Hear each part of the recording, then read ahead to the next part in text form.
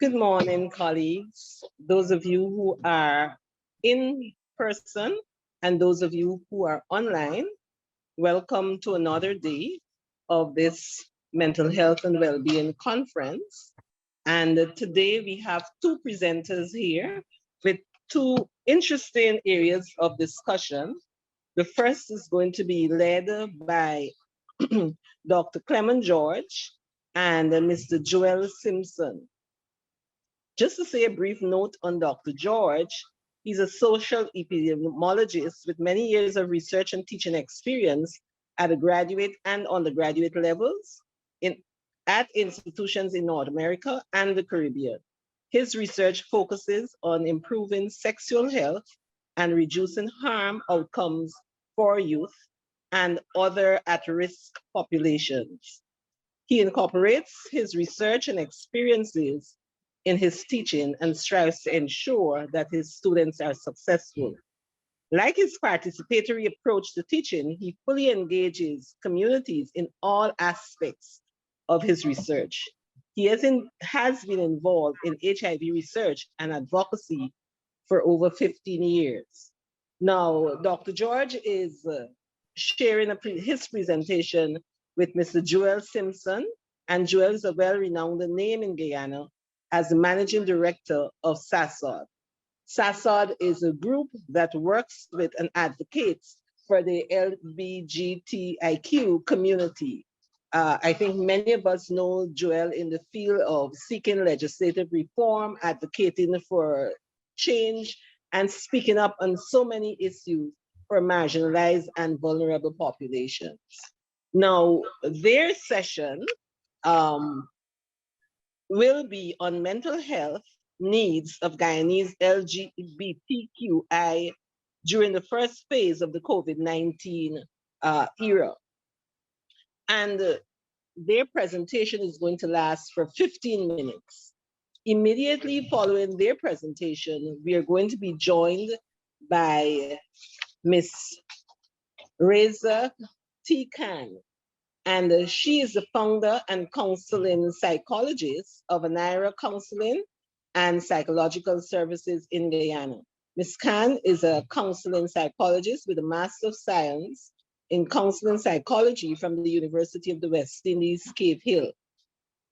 She has her own private practice, Anaira Counseling and Psychological Services, where she works with children, youth, and adults in both individual and group therapy.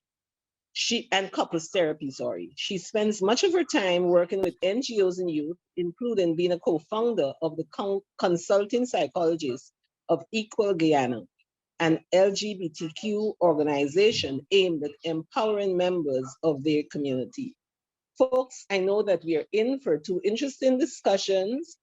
We are going to have 30 minutes, which I know will not be enough to cover the range of issues, but we're going to stay on the clock and hold the questions for after the sessions. I am the moderator, Dr. Paulette Henry. I currently serve as the Dean for the Faculty of Social Sciences. Now I'm going to hand the floor over at 5 minutes after 9 to Dr. Clemon George and Mr. Joel Simpson. Over to you. Good morning, everyone, and thank you, Dr. Henry, for that introduction. I am going to try to keep it within that time period, and apologies for this raspy voice. It's this time of the year when these things happen. Excuse me.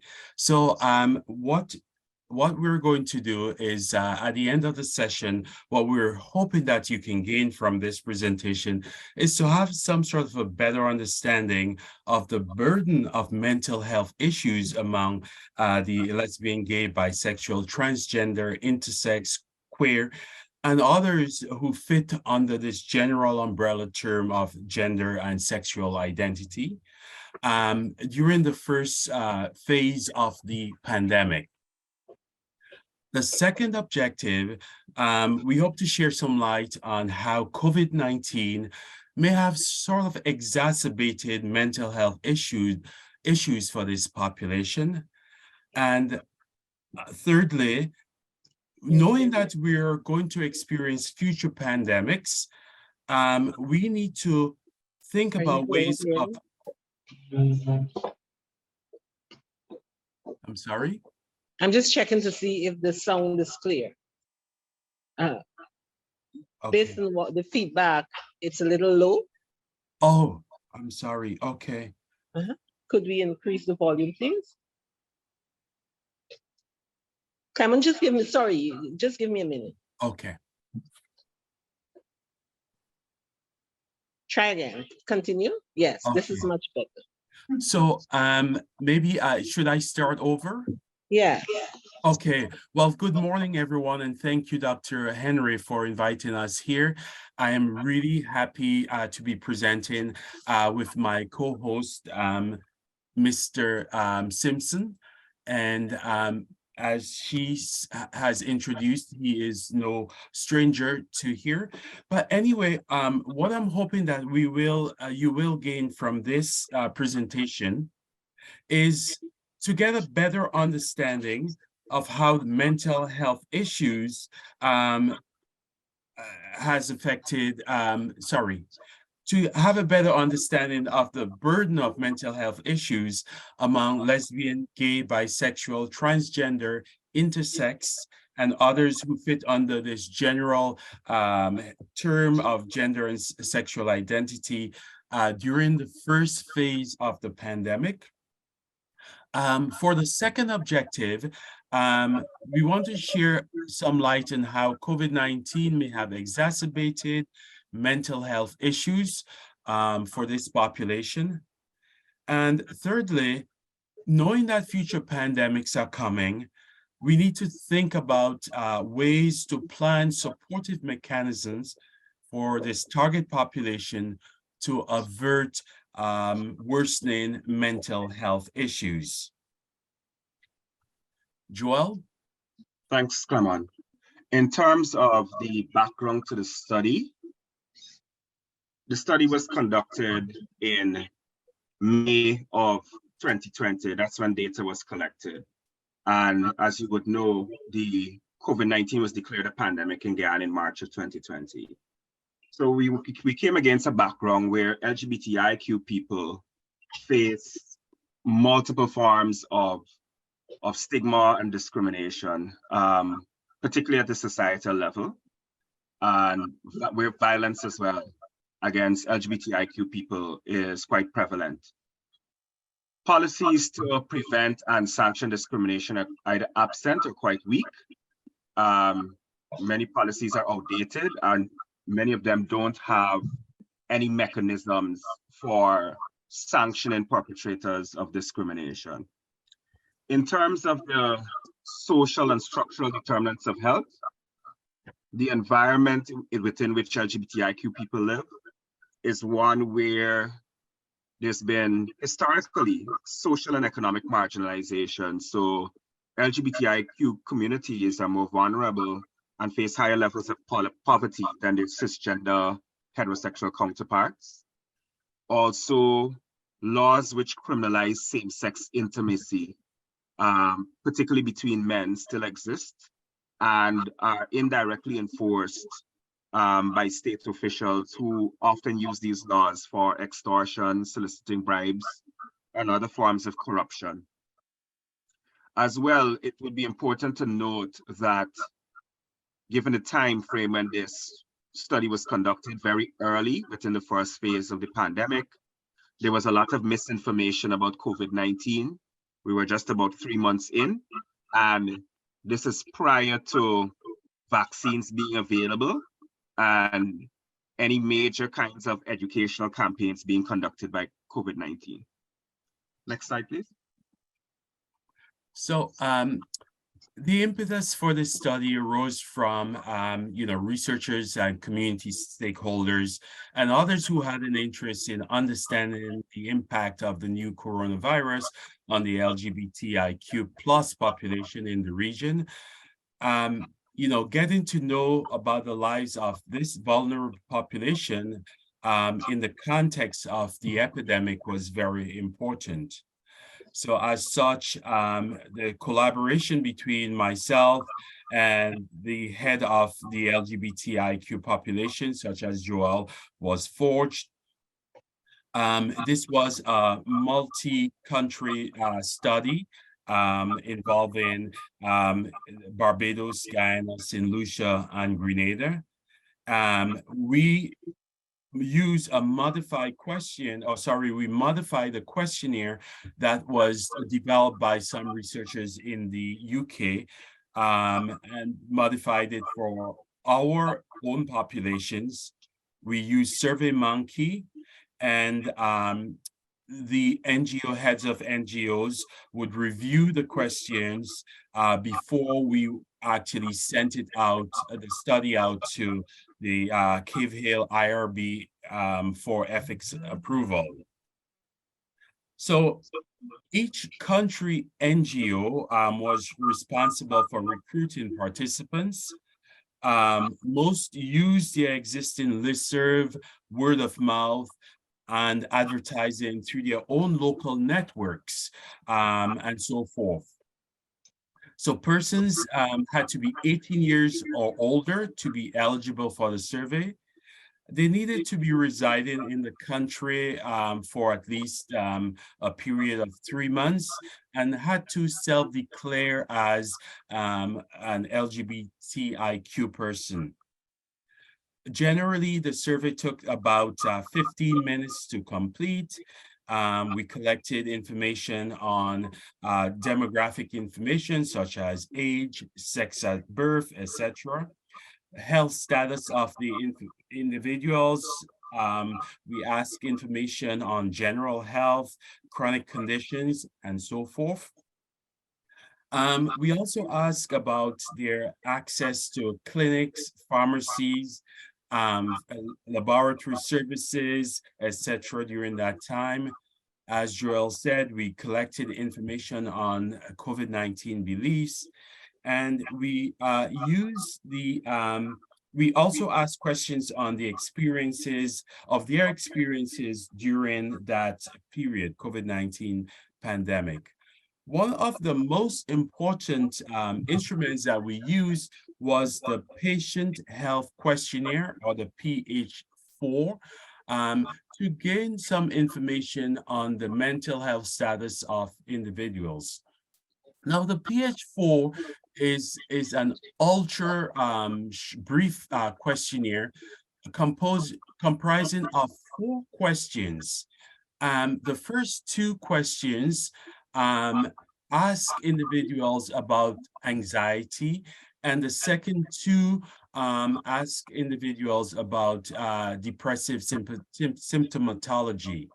Now, the PHQ4 is used very often, many times in doctors' offices, just to get an overall idea of the mental health status, and based on the scoring of individuals, they would be referred to by the physician for further workup. So as you see, it asks individuals about their status in the last 2 weeks. Feeling nervous, being anxious or on edge, not being able to stop worrying or control their worrying, whether they've lost interest or pleasure in doing things, and feeling down, depressed, or hopeless. So individuals could score this on a Likert-like scale, stating whether not at all, in the past several days, more than half of the days, or nearly every day, that they were having these feelings. So next slide. Yeah, thanks, Clemon. In the interest of time, I would try to speed it up. I think we planned for a 30-minute presentation. In terms of the results, we had 285 responses for Guyana, and 265 of those met our eligibility criteria. So that means only 20 responses were excluded. With respect to the patient health questionnaire, 261 data sets were available. And these are the results, especially in terms of demographic data.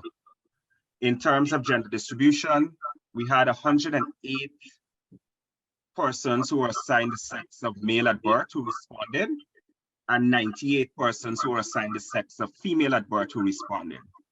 In terms of the gender identity of the respondents, 108 of them identify as cisgender men, 78 or 32.2% as cisgender women. We had 12 persons, or 5%, who identified as transgender men, meaning persons who were assigned the sex of female at birth but identify as men.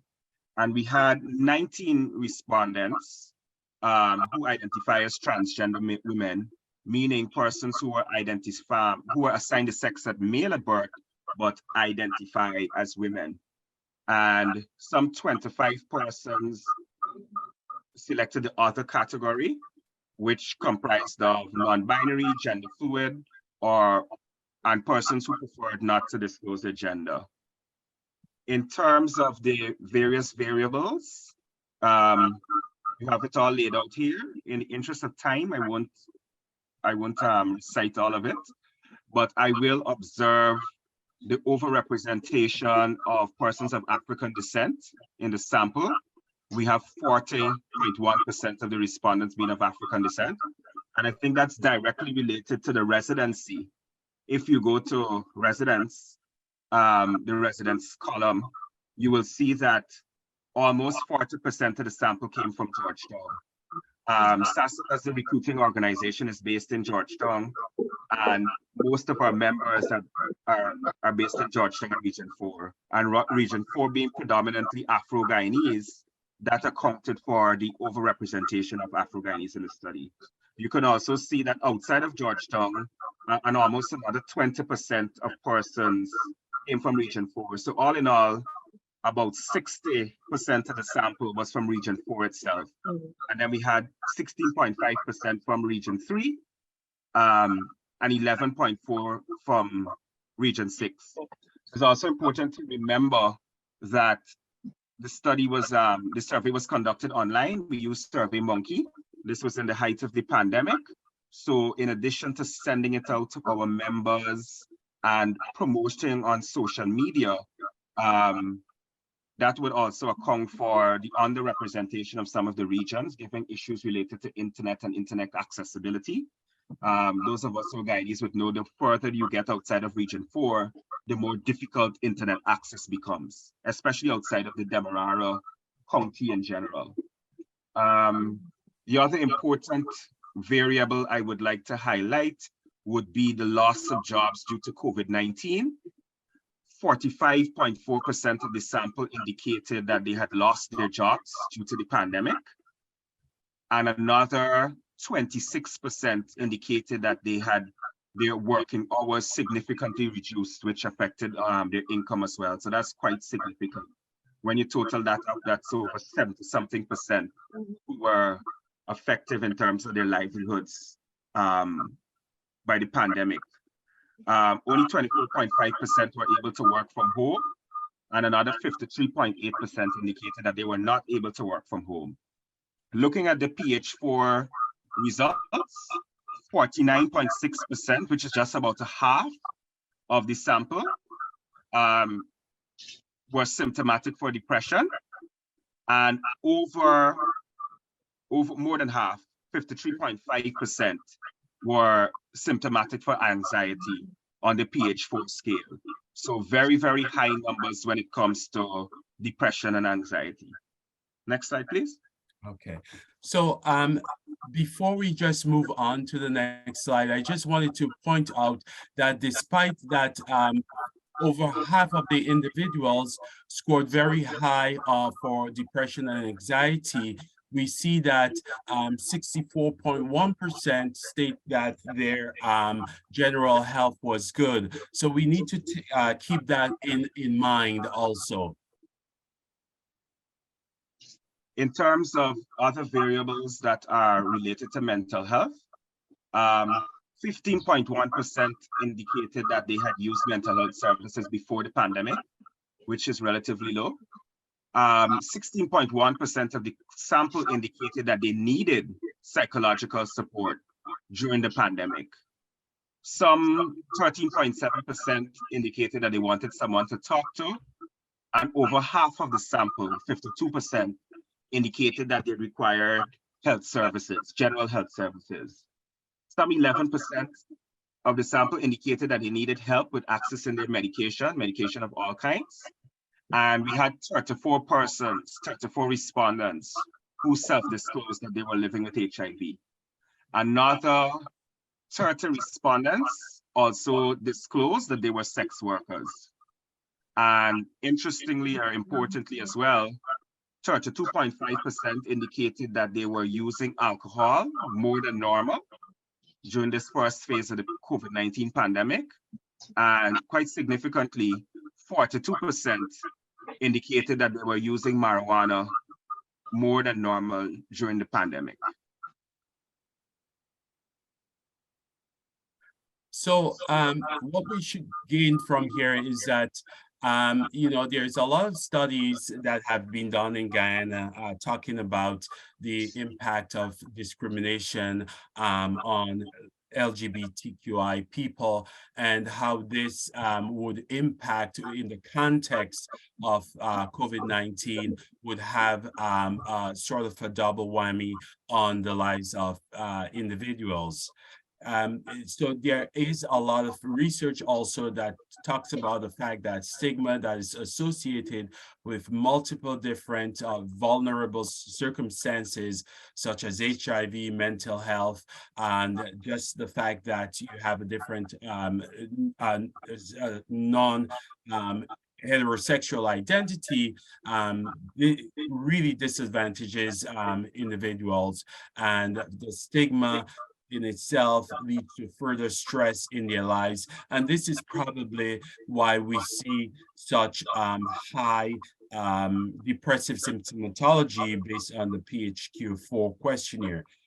It is important to note that despite the general health questionnaire showing that individuals were really had good health, they in themselves scored very poorly on the PHQ-4. So somehow the appearance of resilience based on that general health question is really masking something to do with their anxiety and depression. And this calls into question, is the PHQ-4 a great question, a valid question for our population, or is the general health question a valid question for our population that we can discuss later on? Joel?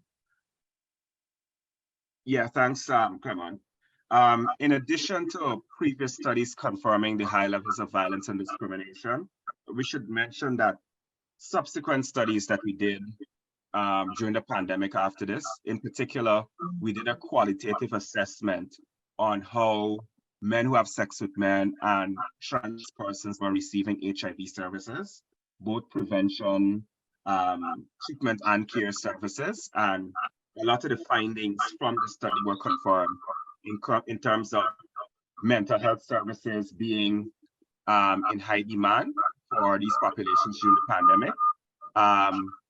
Also that the services didn't seem tailored or accessible for the populations, and the need to design and respond with culturally appropriate services for these communities.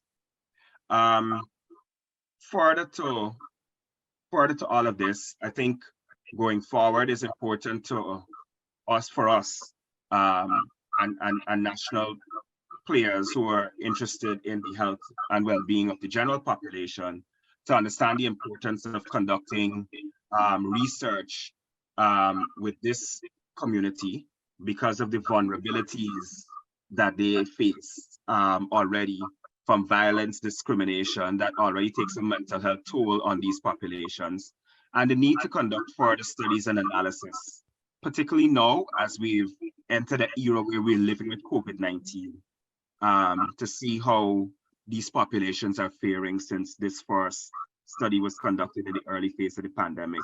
And also, like Clemon has mentioned before, to help us to prepare for future pandemics. So thank you. And this is it for now. We can have further discussions later on. I will just stop sharing my screen. Raiza. Thank you very much, Joel and Dr. George, Clemon. Interesting presentation, raised a number of issues. I already saw questions in the chat, but please let's hold them. We'll have Raiza's presentation and then we go to the general discussion. Hi, so good morning. I'm Raiza. I'm a counseling psychologist and case professor. Today I'm going to be speaking briefly on understanding the emotional psychology used by persons that we deem united with the word around toxic, abusive, narcissists. And so let's first look at what is understanding a toxic person. When you think of toxic versus are they different? It's so how are they different? Right. So let's look at the definition. Toxic people, they can have toxic habits. They can hurt you. They can still do wrong. However, the difference is a toxic person can become and made aware of that toxic habit or toxic behavior. They can show remorse. This will be very important as we go along. And they can change. The abusive person, however, they can be made aware of that toxic behavior, but they're not necessarily going to change. Or they may present as listening to you and behavior change. Or they may not validate you or make the effort to validate you. And by all means, I see people taking pictures of the screen, that's fine. Inside the Zoom, you can also screenshot. There'll be a lot of information shortly. And they can be in denial, and they'll usually get very defensive. So you'll try and get feedback, and it won't be as smooth as the person like talk. And of course, even if you give them feedback, they can still continue to push you. Right? Are we getting slightly different? Or the toxic person is equally difficult up until that moment you give them that feedback or they have intervention. And the abusive person is not making efforts to have intervention. And I'm a big fan of believing that you can only change with intervention, whether that is reading a book, come to therapy, going to group therapy, or therapy, etc. Thank you. Let's find the toxic statement. I love you because you cook for me, you're a good mother, you keep my house together. I can't live without you. If you leave, I'll die. I don't know who I am without you. I would show you more affection if you would just relax and just let me have my way. Or whatever. Only you think that way. Your mother and your sister agree with me. And you know I'm smarter. You know I know more about this than you. Any thoughts before we go to the next slide? I reveal what they are. Oh, don't go yet. Any thoughts on just you can throw out which one is toxic, which one is abusive? I would say there's no wrong. So I'll show you more affection if you would just relax. Okay. No. Second one is toxic. You know I'm smarter is what? Abusive. Okay. Anyone else? So let's look at the next slide. Right. I love you because you cook for me, blah, blah, blah. It's misguided. It's not toxic nor abusive, but it's more, and I had a very good friend remind me that acts of service is a love language. So it's misguided because if I was to fall ill or have a mental health crisis and I can't be a good mother or I can't cook anymore, will you still love me? Maybe not, right? We've got, I can't live without you. If you leave, I'll die. It's abusive, but it's also an unhealthy attachment. At minimum, it doesn't have to become abusive, but at minimum, it's an unhealthy attachment. I don't know who I am without you. Unhealthy attachment. People should always have some degree of an idea of who they are when you come to a relationship. Come to a relationship at least. they have blown up. I would show you more affection if you just relax. That is abusive. What you're basically saying is you need to stop bragging. You need to stop having an opinion. You need to stop presenting in a way that irritates me and invalidates me and just let me have my way. Right. Oh, whatever, only you think about that. Blah, blah, blah. It's abusive and toxic and triangulation to confidentiality. And you know I'm smarter, blah, blah, blah. It's abusive, but it also calls them going. What you're saying is you could have been raised by a sport anchor, played sports your entire life, but this is what we call mansplaining. Right? This is mansplaining. Oh, you don't know about football. Or why do you even watch CPL? You know? So that's kind of, but it's an attempt to devalue. So mansplaining is an attempt to devalue. Next. Right, so this is what I mean about just a lot of information. I don't know why the screen is cutting me off a little bit there. Ooh. Go back to my. So we have love bombing. Okay. Go back to the last slide. Sorry.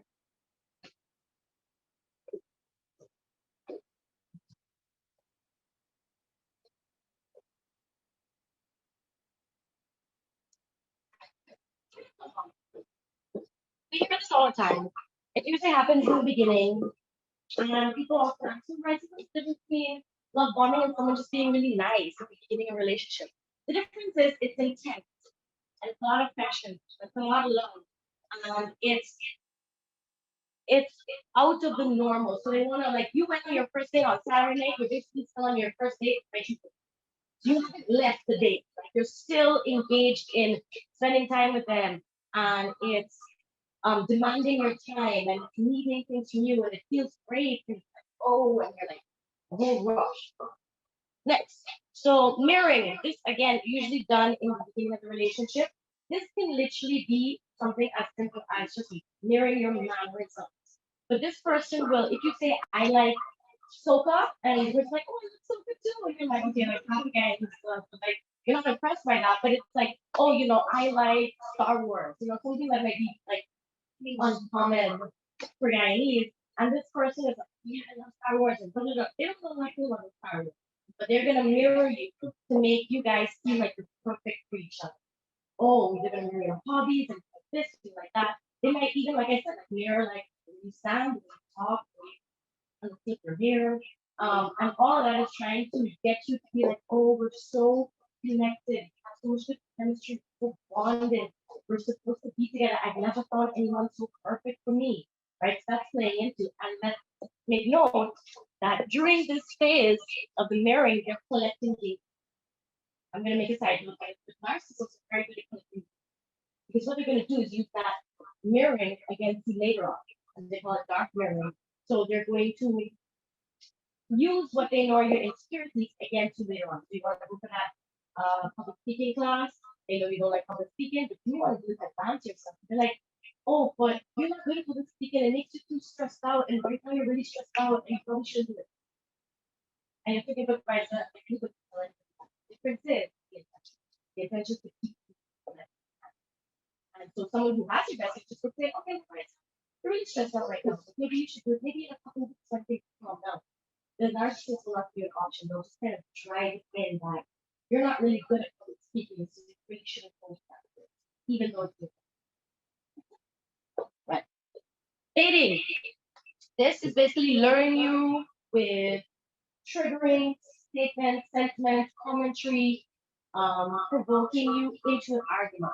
The point of provoking you into argument, and we'll talk later about that with blame shifting and so on, is to get you to engage, usually so that they will talk about later. Like there's something called outrageous overshadowing. What a toxic person or abusive person is attempting to do is provoke you, and it's just a loving man. You provoke you into annoyance, you get angry, and you respond, and now you're the loud one. Now you're the angry one.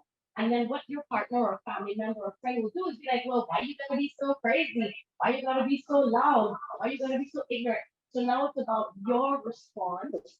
And so baiting is like the early stage. Gaslighting, you all hear about this all the time, basically questioning my reality. And it could be something as simple, why you gotta be so sensitive, why you gotta be so dramatic. And yes, narcissists love labeling. And so they'll label you as being those things, and they're not making you feel bad. Again, valuing is also part of the whole sentiment. And so they're going to question reality. Why is it important to question reality as an narcissist? Because the more you are uncertain about who and what and where you are, what you're doing with life, the easier it is to reconsider. So if I can confuse you by being like, but that's not what happened. Evidence, picture evidence. So it talks to you, the person they'll be like, that's not me. I shagged it, wasn't it? Right? So it's like gaslighting is an ongoing regular behavior, and it's almost instinctive. Like it's instinctive, like you'll follow a narcissist and be like, that's not what happened. You'll be like, this is it. And this is why one of the criteria for women who are people who are abused, did they make you feel like you were going crazy? Is one of them. Because between baiting, gaslighting, this is just the first step of techniques. You can see why someone might become very unhinged because of it. Future faking. Future faking is basically, there's a lot of empty promises about people and narcissists and so on.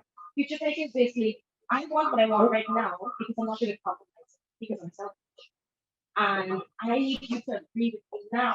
So I'm going to future fake you and say, well, if we make this investment now, you'll get the family you want. Listening, right? So they know what you want. So they'll be like, okay, and in 6 months we'll have the family you want. Or we'll go to that vacation, or we'll get that perfect years. But you need to do what I want to do now. And so they'll kind of set you up. It sounds like a compromise, but it's not a compromise.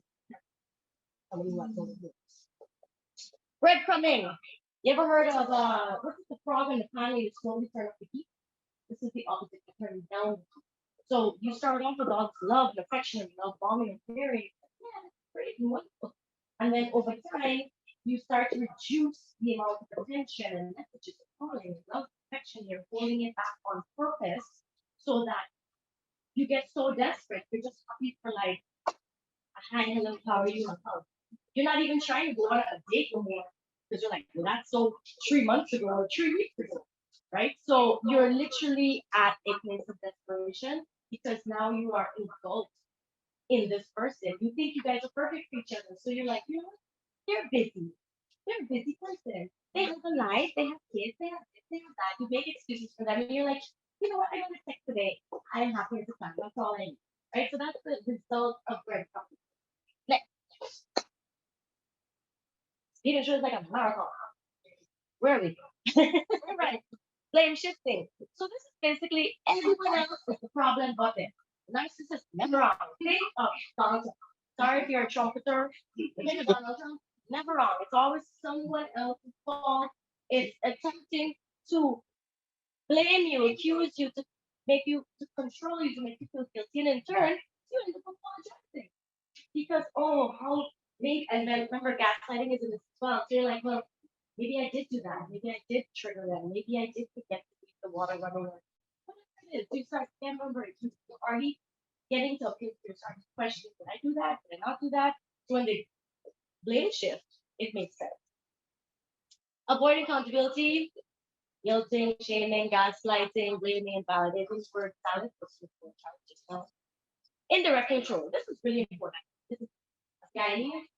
This is something very important. Indirect control is you ask your partner, hey, like I want to go out, and they're like, yeah, cool, go ahead, go out.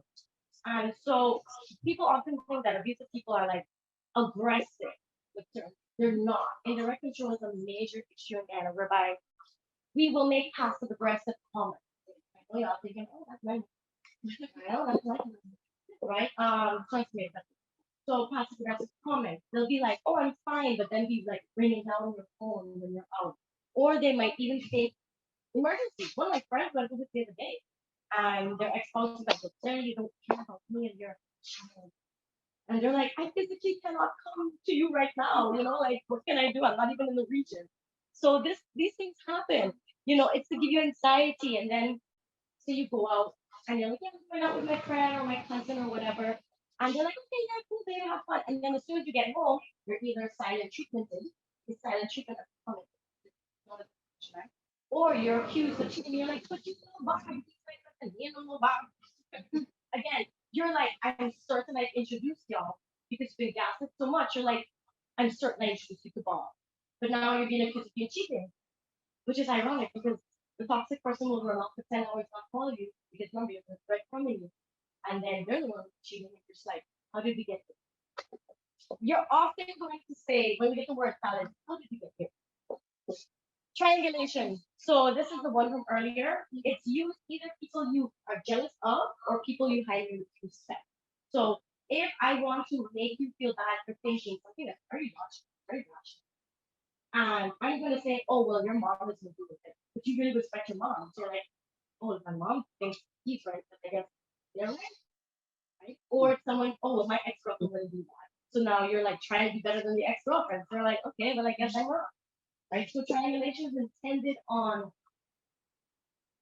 bringing in other folks to justify their behavior. Outrageous overshadowing, remember mentioned this, making you seem like you're the crazy one, so then you have to like apologize, right? Bandwagon fallacy. Did not even know this was a thing until I was doing my research, but I knew it existed, but I didn't know there was actually a word for it. So the act of pressuring someone into doing or believing something because everyone else does in order to persuade you to see things their way. I once had a client experience this.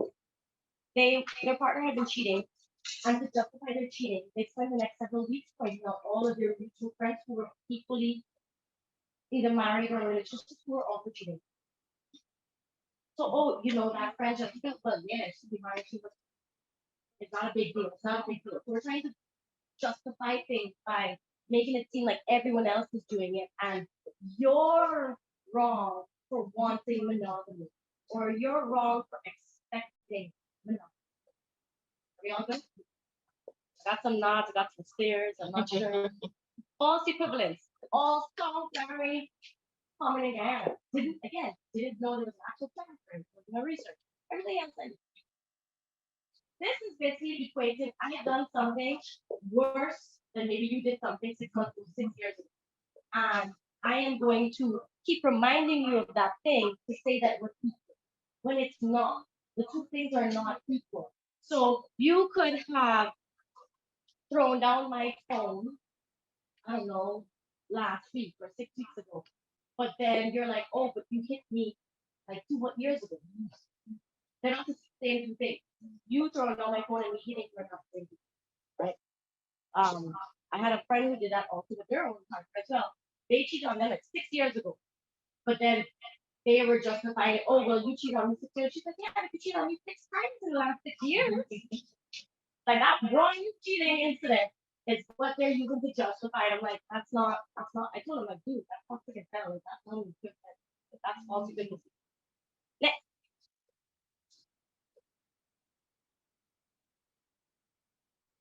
Financial abuse.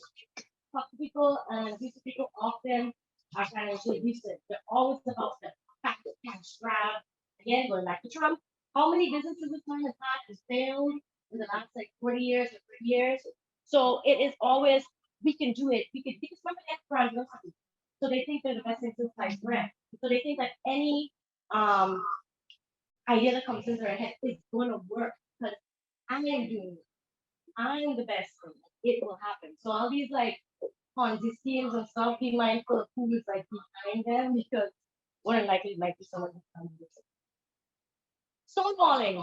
This again, very common in relationships in general, whereby dismissing your concerns, dismissing your opinions, perspectives, invalidating, or just flat out refusing to discuss them, or just ignoring something that not making eye contact, pretending they're on the phone, etc. Toxic people never answer questions. Have you ever noticed when you ask, like, rough time or toxic family member, you ask them questions, but you never answer the question. Or they'll ask you back a question, like, why you asked me this? But if you have to answer a question with a question, scapegoating, oh no, word salad, nonsensical, circular discussion that goes nowhere. And this is what I meant by you will start having a fight with a toxic person and be like, oh, Because you'll be like, we started off talking about the shoes in the cabinet or the plates in the sink, and now we're talking about some neighbor's affair from 6 years ago. You're like, how did you get here? The word salad is attempting, just like gaslighting, to throw you off. That is all what it is. I don't want to answer, or I don't want to accept that I need to be a better partner, a better parent, a better child, whatever. So I'm gonna just avoid. I'm gonna constantly scapegoating, assigning blame, fault, responsibility against everybody else.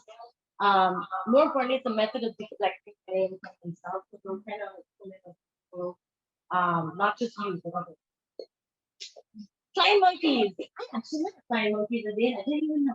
So flying monkey is someone who is like the mold of a toxic person. This is the person who brings you the henchmen, the information.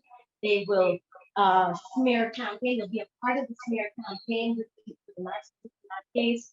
They will also help to paint the toxic person as the victim. And I couldn't like have time for conversation. I was like, oh my god, this is flying monkey. Couldn't believe it.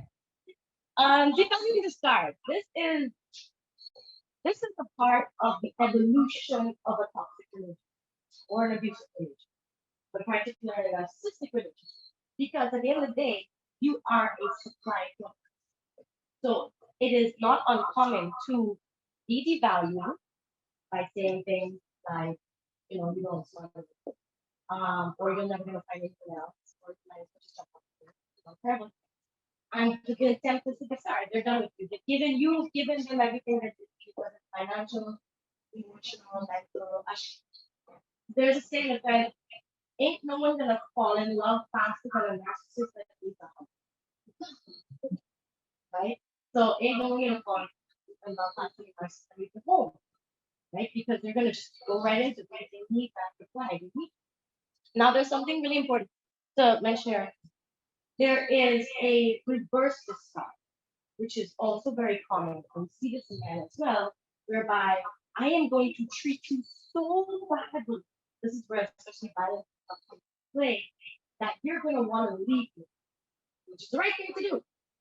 But when you leave me, a part of my smear campaign, and my flying monkeys will be there to help me, is to then say, well, I don't know why she left me or why he left me. I did everything right. So they play on victimhood. Very good at playing on victimhood, right? There's actually a form of narcissism called covert narcissism, which is very like gloomy. Like, oh, you know, they're not the malignant, benevolent kind of aggressive narcissists. They're like very like the world doesn't know how good I am. It's their fault. Oh, sorry, hoovering. We all know hoovering to some degree. We just didn't know that that's what was happening. This is when your ex is texting you. I remember that time we took that walk on the seawall, and you're like, it's been 6 months, come to you, where you been? Right? And so this is reminiscing, this is bringing up like threatening to harm themselves, or just recognizing toxic or abusive. This is keeping your stuff so that you have to come and get it, or like holding on to your stuff so that they know that, okay, well, I thought I was painting. And she really wants these paintings, but she's gonna hold on to it. She's gonna keep messaging me once every month, once every 6 months to check in, like, okay, right? Of course, promise that they changed and they will do what they want here because these people know you. They were recording all these things from however long ago, and so they're very well aware of what you want to hear. Because at some point in time, you have said to them, "I just wish you would do." More than likely, at some point in discussion in your relationship, I wish you would just come home earlier. I wish you wouldn't lie. I wish you would. They know what you want. They're just choosing not to do it. So the difference between toxic and abusive.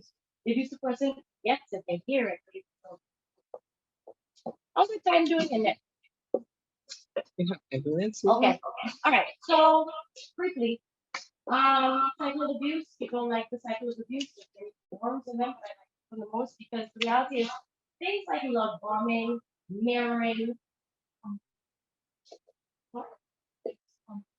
Right. So they come down in that calming, reconciling section. You can be love bombed at multiple times in your relationship. It's not just at the beginning. But because a part of that reconciliation, we need to re-show you why you should be here. So you have the calm, this is the love bombing, this is the mirroring. Then we have the tension building, small things, like picking, etc. We have an incident, usually something violent or something serious. And then we go into reconciliation. When we forgive, we all kind of have an idea of the cycle of abuse.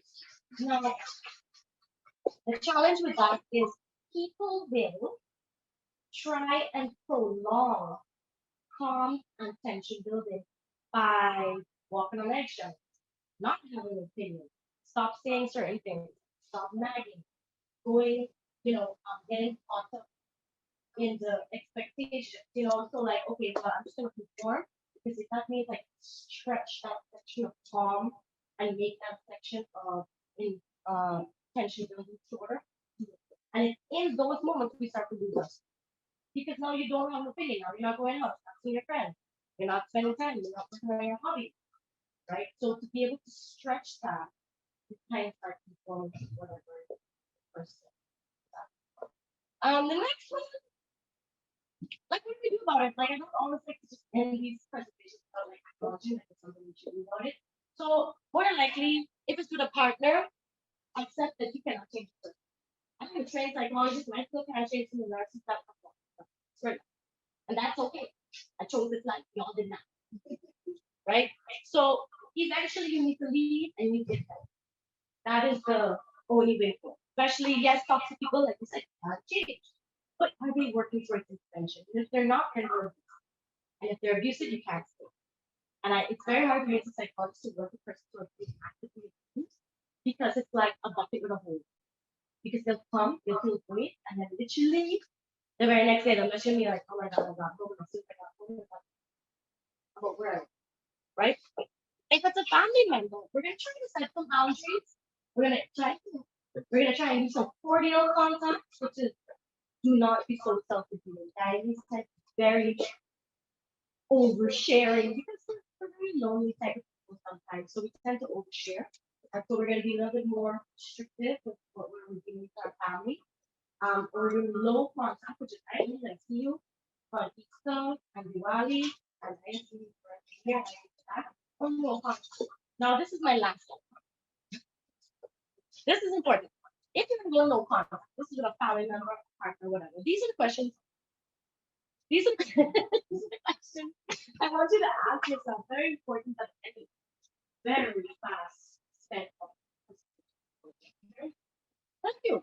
But does this person have make their own? Does this person have remorse? Does this person have they ever even acknowledged that I have one right opinion, one right perspective? Do they show remorse? Has this person ever validated my perspective? Does this person respect my boundaries? Now we can't test that here until you set the boundaries. So you have to set them and then question what they do. And is this person willing to do anything about it? So I feel like if you have said no to many of these questions, then I can see why you might make a decision to keep certain people out of your space. And the last thing is it's really important for people to pay attention. It's easy to get caught up in the love bombing and stuff. But if you're sitting in a conversation and you're just like, I would say, totally not a good time. And you should probably start looking into what is the person about. And like I said, looking at things like, do they have remorse? Listen to what they're talking about. A first date or even like a first gathering can tell you a lot. Okay, I'm going to close. I think we have questions. Yes. And I will thank you. So thank you very much, Raiza. We've had two pretty interesting presentations, two diverse presentations. The first by Dr. George and Joelle Simpson, and theirs targeted mental health needs of Guyanese, the LGBTQI, during the first phase of COVID, brought out some interesting discussions. Could you take down this presentation? So I want to go to some of the questions that were first posed there, and then we'll come right back to Raiza's presentation.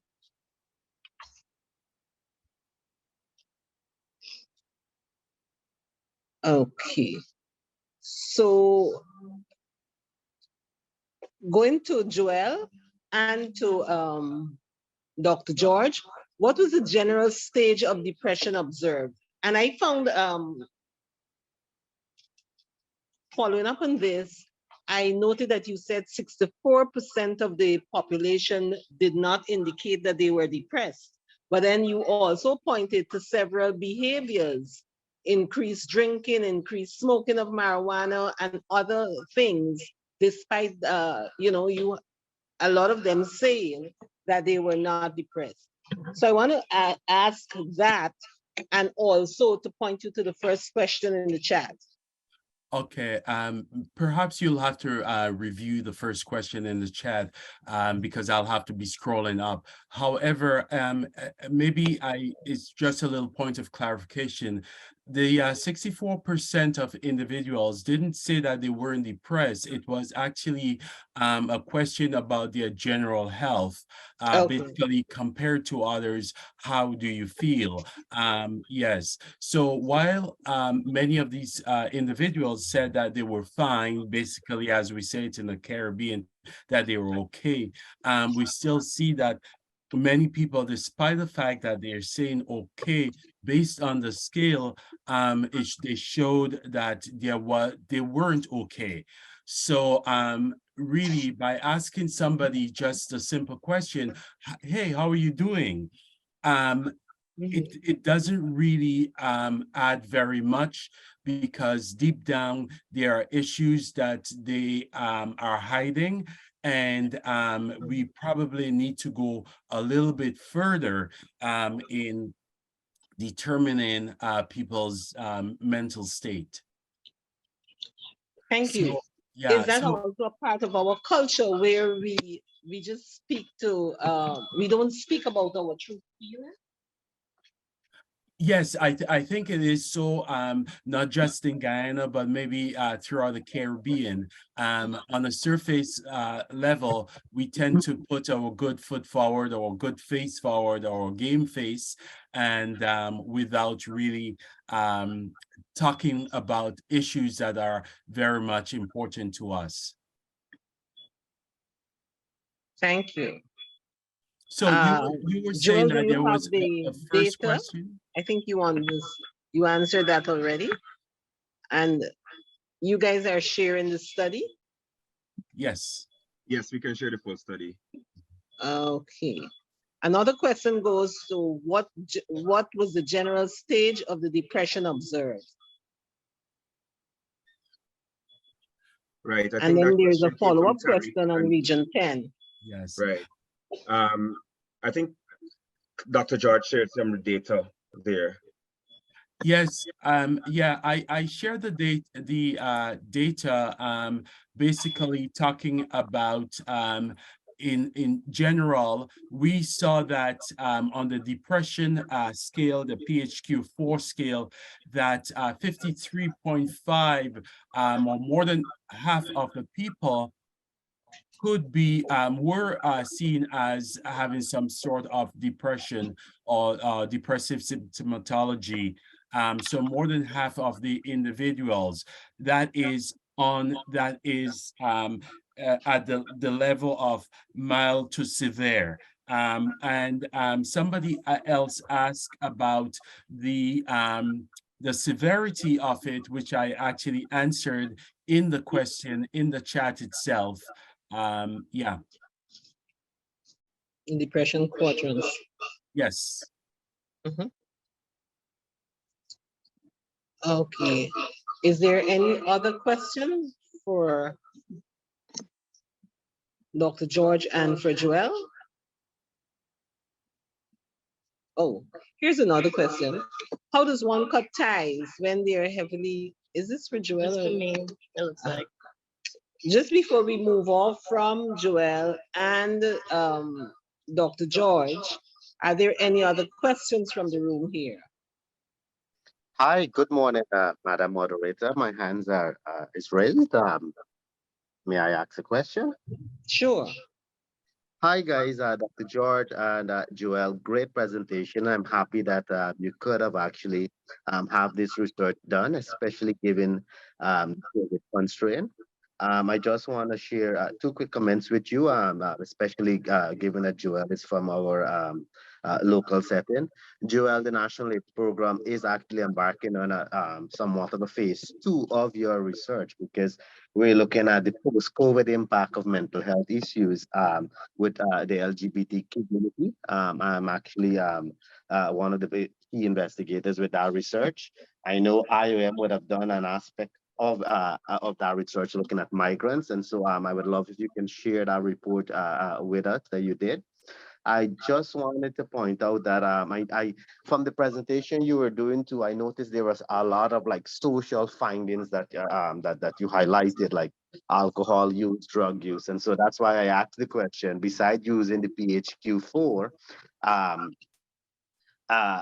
then you automatically how is it you end up coming up with those other issues? So I assume that there was another questionnaire involved, and I would assume too that given that you use that PHQ-4, and that's why I asked that key question. What was the staging of depression for persons? It means that you would have then went further and did a PHQ-9. Because the thing about those PHQ, even the two or the four, because you did look at anxiety too, so that's why you used the four.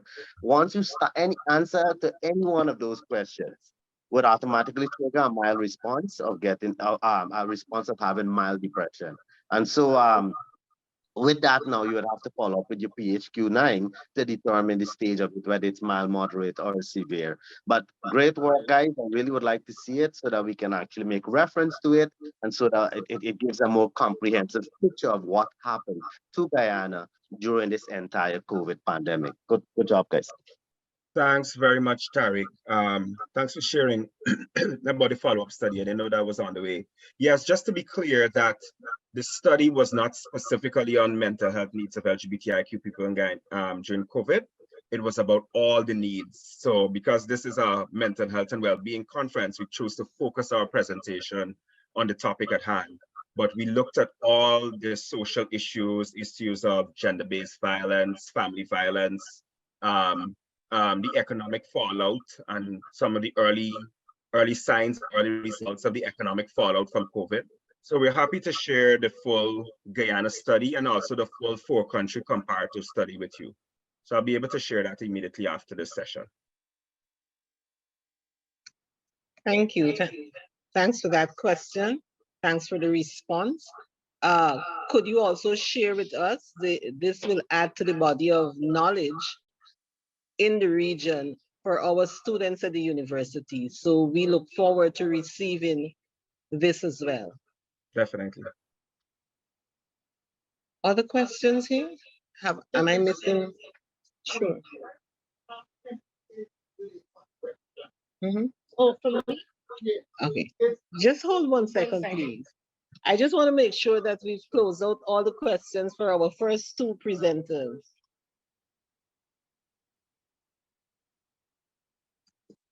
Go right ahead. Yes. Sure.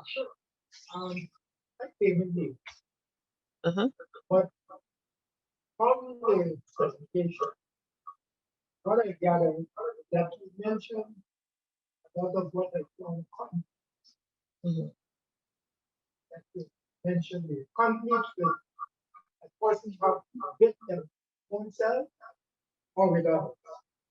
Let's hold We're it. talking about Yes. the first present. I was in the first presentation. Right, we're not Right. talking about So me. hold that for 1 minute and then we'll go first and second. But let's put our hands together for our first 2 presenters. Excellent job.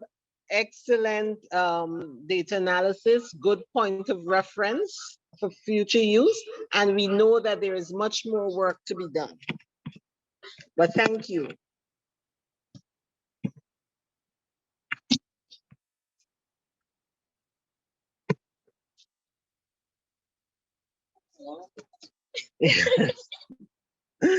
So that was Joel and Dr. George.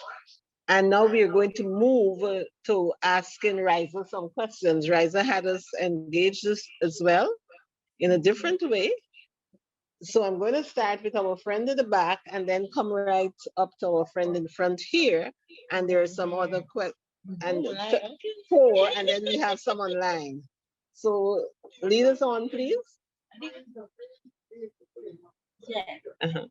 Is it possible for someone and feeling up?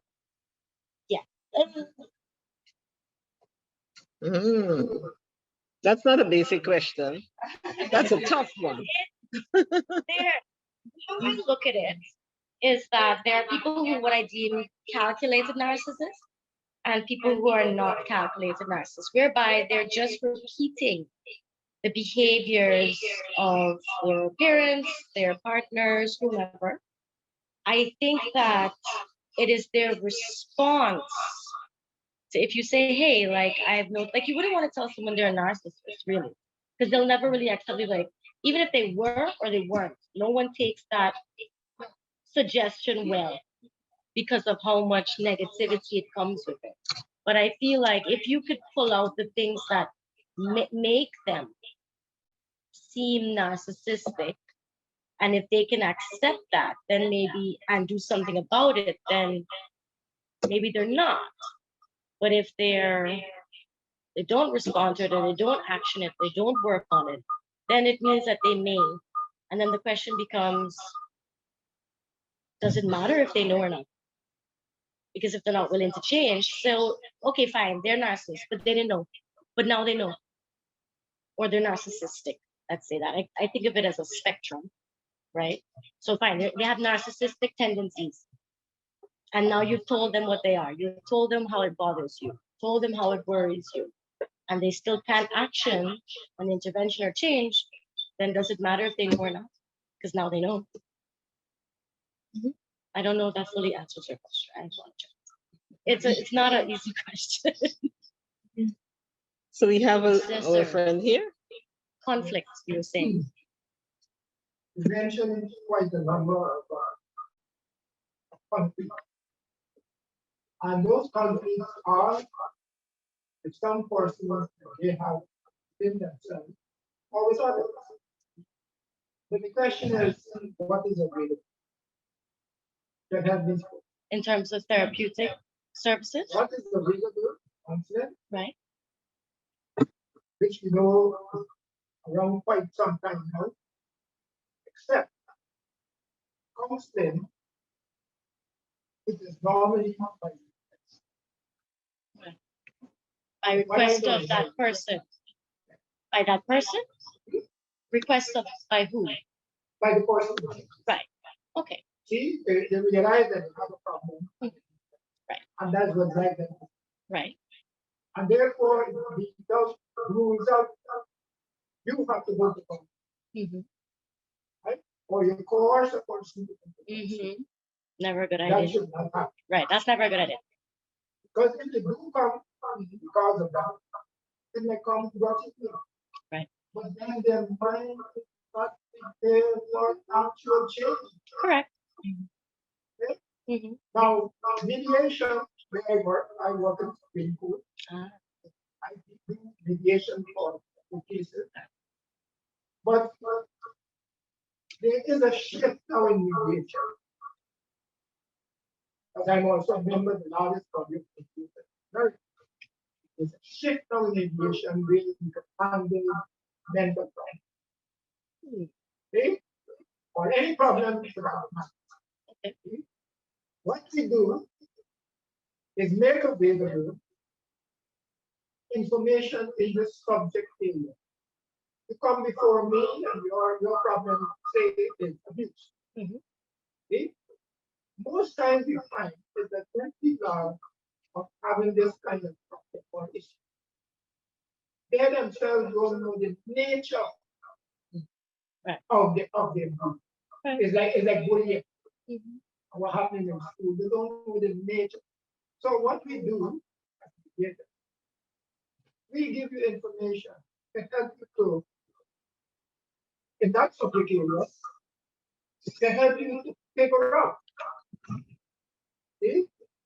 figure out on your own what option you will use to address these necessities so that you can work your way towards a resolution of your own meeting.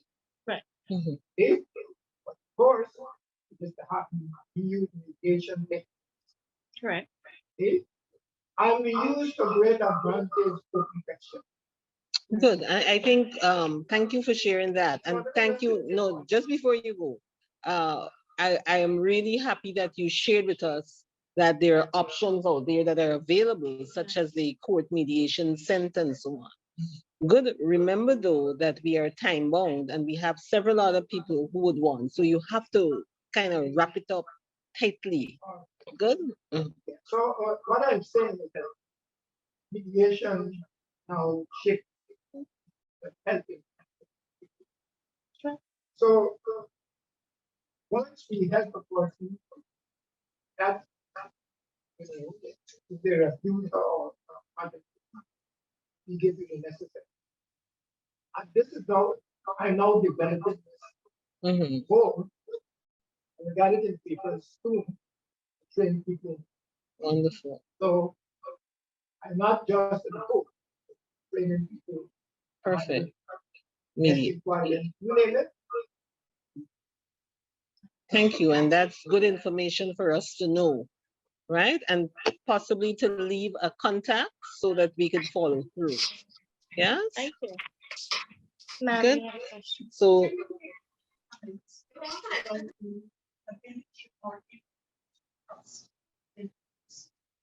The ability or the inability to trust an abuse, like what, the aftermath or the what your level of right. mhm. Correct. So what I've noticed, at least in Guyana, is that Guyanese, as a Guyanese myself, we tend to have a challenge with being vulnerable. And that stems from our challenge with trust. And I think that that has a lot to do with intergenerational abuse, intergenerational violence, intergenerational racism, etc. And so, like I said, many of us are just replicating what we have experienced. And so, if our parents' marriage or relationship was contentious at minimum, right? So, not always loving. Maybe sometimes it was loving, and then there was big fights, but then you never saw them talk it out, or then you saw them silent treatment each other for days until they had to talk about the children. You're going to model that behavior, right? Unless you take it upon yourself to go and learn better skills or how to be a better emotional managing and stuff like that, stress managing. And so trust plays a very particular role, because if your concept of love might be one thing, when you get into the realm of other relationships, it may be another. And some people have a hard time because maybe you have high expectations and you end up in a poor relationship. Maybe, and I tell this to people all the time, you don't have to have had a bad upbringing and only then you experience like mental health challenges. You could have had a great upbringing, but there was a trauma. There was a car accident, there was an assault, there was a death of somebody. You could be going along great in life, have all the skills, and then a major event happens, and that changes the outlook or your mental health status. So trust, you can have trust, and you can still end up getting hurt. And many people say, oh, well, I don't want to trust people because I'm going to be hurt. And so I explain to clients that if you understand what you need and you go after that from a place of empowerment rather than a place of fear, then you might actually be able to get what you want. But if we're dating someone to fill something in us, or out of place of fear, or out of place of hurt, we're not going to pick that person very well. And that person might end up still hurting us. So even though we went in good intentions, maybe to trust them and have a loving relationship, if we weren't in a good place and we picked the person based on that, we still could end up being hurt. So there's Thank you. actually there's all right. So now there's well narcissistic, but then you know people might wanna leave situations and here's certain stuff in the situation to make things work. So where how do you differentiate? Is the line where I like hurt someone or pull down someone to get what I want, or make someone narcissist, or simply being opportunistic, make someone a narcissist? So I'm not very clear about that. This natural people want for themselves. Most people they want growth, right? So it's a little tricky for me. It's a little tricky for me to try to not categorize someone or categorize my feelings to be clear. That is one question. Second one, okay, we'll do the first one. So first, let's look at it in this way. A lot of things in mental health are on a spectrum. Narcissism is one of those. I look at it as someone who likes to take too many selfies on this side, somebody who has narcissistic tendencies where they have superior complexes or they speak to people in a degrading way, dehumanizing way, and then we're coming down the line of spectrum. Then we have narcissistic behaviors, habits, patterns. Then you have the narcissist. Then you have NPD. Because when we say people are narcissists or narcissistic, they still may not necessarily meet the criteria. They may sound like they meet the criteria for the personality disorder. And actually, people have tried to debunk the validity of the NPD diagnosis because they're like, oh, well, only 5% of the world of people have NPD. Do you know how we have to get research to actually get people to fit into that diagnosis? They have to come to therapy. If you think you're the best thing since sliced bread, you ain't coming to therapy. So I can't diagnose you. And thus you cannot get on my list of all the NPD people who have passed through my office, right? So that's why that number is so low, right? And so then you have the NPD. Then you have, in my opinion, and I will say this, I have not done enough research to suggest this, but sociopathy. The sociopath is on the furthest end of the narcissistic spectrum because sociopaths don't have remorse.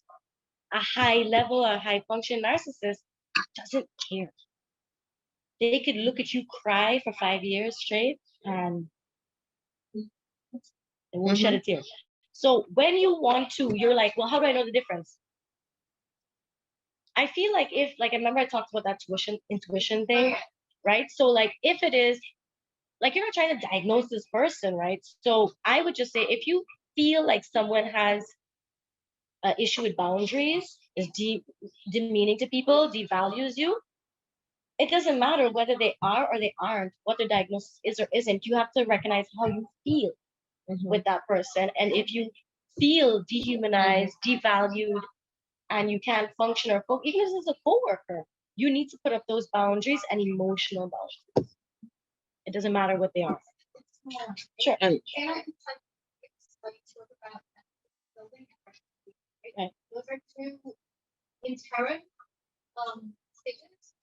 So when someone comes here, and I heard those speaking, what is the route you take? And is it harder in reconciliation because they seem to have the hope that they're still attached to it? Might not be a healthy, but they're still attached to it.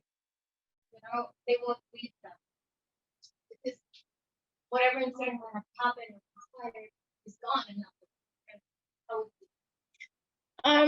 Well, I'll say this. I haven't had a lot of people come to couples therapy during reconciliation. They kind of come, well, they usually come during tension building or they come in the calm.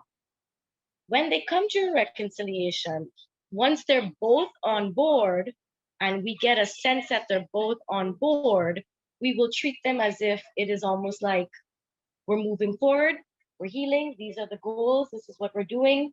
We both have acknowledged we're on the same page. A lot of times when they do come, that's why I said I don't really think they come during reconciliation, because when they come, couples therapy and Guyana lasts maybe on average, at least through me, at least about 5 to 7 sessions. Why? Because eventually somebody realizes this is a waste of time and money. That's it. I can have clients come to me every week or every other week for like 6 months, 8 months, and they keep coming. Why is it that couples stop? Because they recognize, and I will call out the person. I'll be like, I would say something along the lines of, I get a sense that we're not on the same page right now. I said the three of us are not on the same page. This is what I'm hearing coming from one person or your spouse, and this is what I'm also getting from you right now. Do you think we're all on the same page? And there's actually this one question, last thing I'll say. There's this one question, and this is just a tip for people. I've asked in couples therapy, and I've asked both partners this, and I'm always amazed at the answers I get and what it means. I would ask the client, if nothing could change and you had to live like this for the rest of your life in this marriage relationship, could you do it? And I would have the person, it's usually the person who's coming to fix it, who will say no. And the person who's usually the perpetrator of most of the problems say yeah. Why? Because they don't, if I said yes, then I'd have to do something about it. I don't want to do something about it because I don't want to change my toxic behaviors.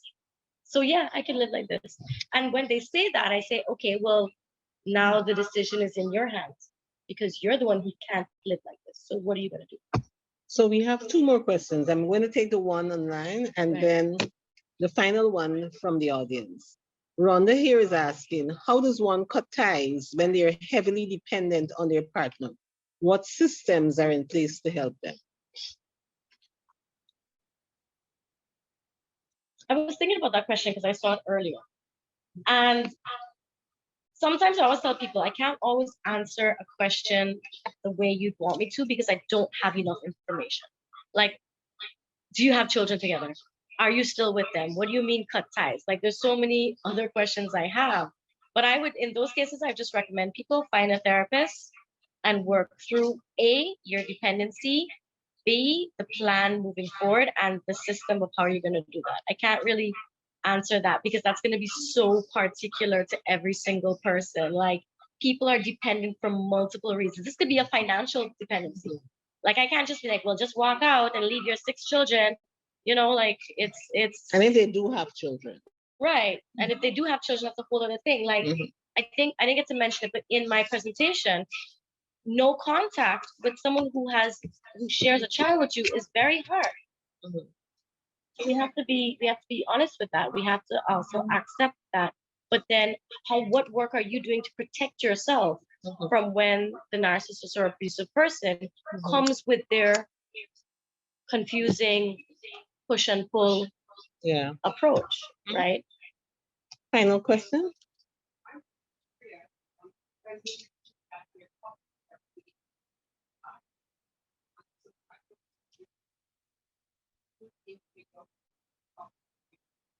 Right. So thank you for the question. So the first session is together. Because I want to know, like, what are we working with? Why are we here? Because I want to assess from the first session, like, have you been dragged here? Which is very common again. Like, I literally had someone call me and say, oh, well, I'll bring my husband to therapy. And I'm like, ma'am, if you have to say it like that, I think you may need to reconsider. Like, I'm very honest with people. I'm very honest with my clients. Because don't come into something with an expectation it's going to work if you're dragging someone to therapy. Just go, right? Because there are stages of commitment to therapy. So there's like contemplating, then there's actual committing, and then there's practicing basically. And so when they come together for the first session.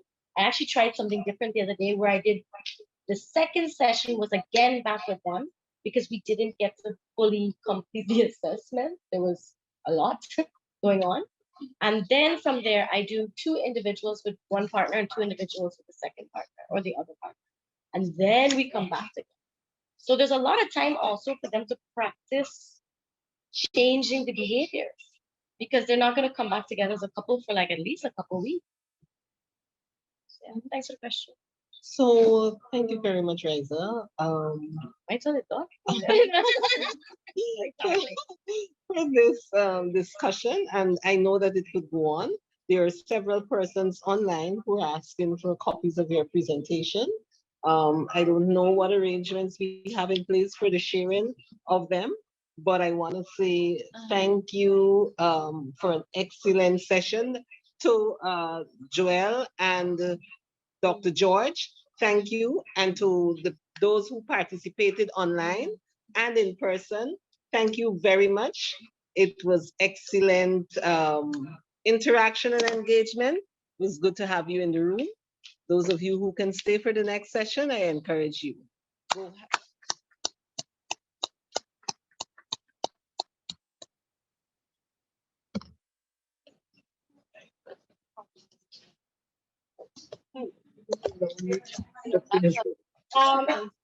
We were trying to put up the last slide that has my contact information. Okay, If you thank need you. or the Thank Facebook you. page, I do a lot of lives like once a month on random things because I'm trying to normalize the topics. Like people think they come to therapy and it's like this super intense, super intense like topics. But I think like when people hear some of the themes, what we call themes of the week, themes of the month, they'll realize, oh, this is pretty average stuff.